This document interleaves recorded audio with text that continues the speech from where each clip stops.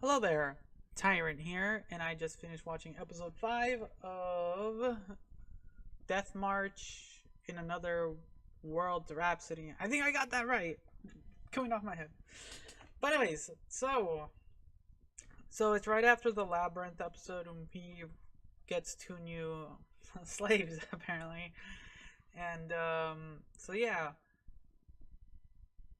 So actually, there was a comment I got from a place I post, and he he meant he kind of was right. I would not call him out, but I would like he was kind of right because what I was saying the last couple of episodes, it felt really game like traditional instead of story like traditional storytelling. He was right that my assumptions were incorrect because this is not going. Actually, it is going straight to a regular story based uh, show right now. Um, because now it's introducing a little bit more lore about the rest of the world. Because the first couple episodes, it had me here and there, just the way it was being told. But once you kind of got that mindset, it it was like, okay, this is how it's gonna go. But this episode alone, kind of went the other way and went with I would say traditional storytelling, and character development and things like that. So I was like, okay, so that's how we're gonna do it. I'm fine with it. I'll go with it. So we get what are their names? I'm trying to remember now their names. I'll get used to their names. They are just technically brand new characters, so I'm gonna have to get used to their names.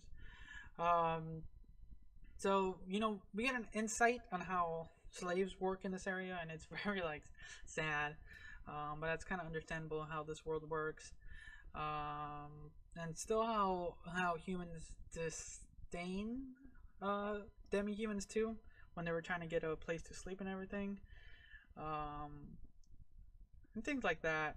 What was interesting is when it not well, not surprising of how slaves are treated in the or used to be treated or are in this world anyways, just basically objects and stuff to be used for one's own thing. So it was like, okay, how does this kind of work? Because their idea compared to his idea is kind of different. He's trying to just treat them normally and everything, and it's been working well. But you did see some level of emotion when what are the the calmer looking girl kind of just is kind of floored. Uh, and but I would say the show stealer for this episode was the quote unquote princess of the this. I think if I remember right, she's like 11, which also throws me off a little bit.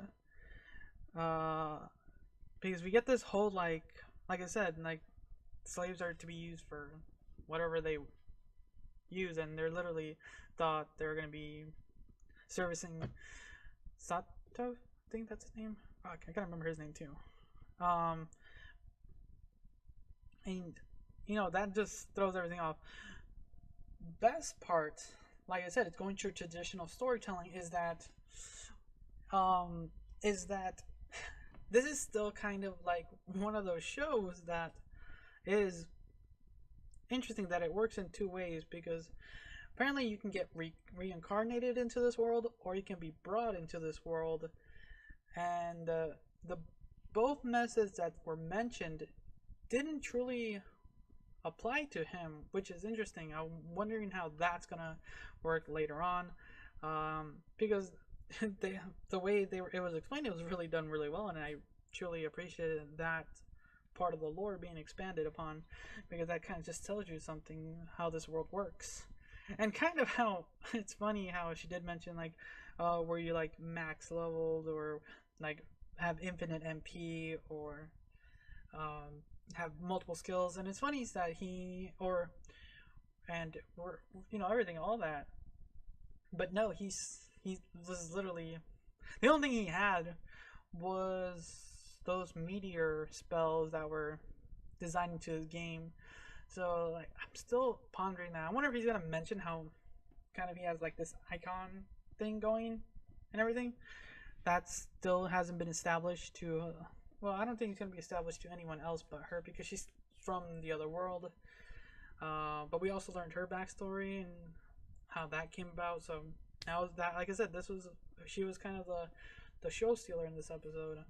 Not only in that, but the bedroom scene where she tried to kind of seduce him. Also, the ending scene where well, there was like this huge misunderstanding with that one character. I forgot her name too. The kind of the quote unquote girlfriend, not girlfriend.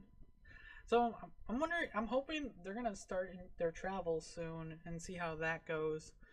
And yeah, it sounds more like I'm rambling, but there's a lot in this episode more than you would think, because it's going to now into traditional storytelling and how that works.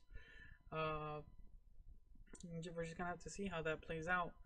If you stayed all the way till the end, we do get not a next time, but this small scene where this kind of like rat-looking thing has a girl with blue hair captured. So yeah, we'll see how that entailed later on. I'll leave it at that. That's kind of my thoughts for now.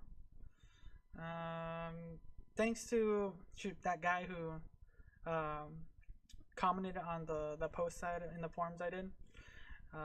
You're right. I'm hoping it stays. I kind of still like the way it was starting, but if they can blend it a little bit better, I think I would start to appreciate the show a little bit more.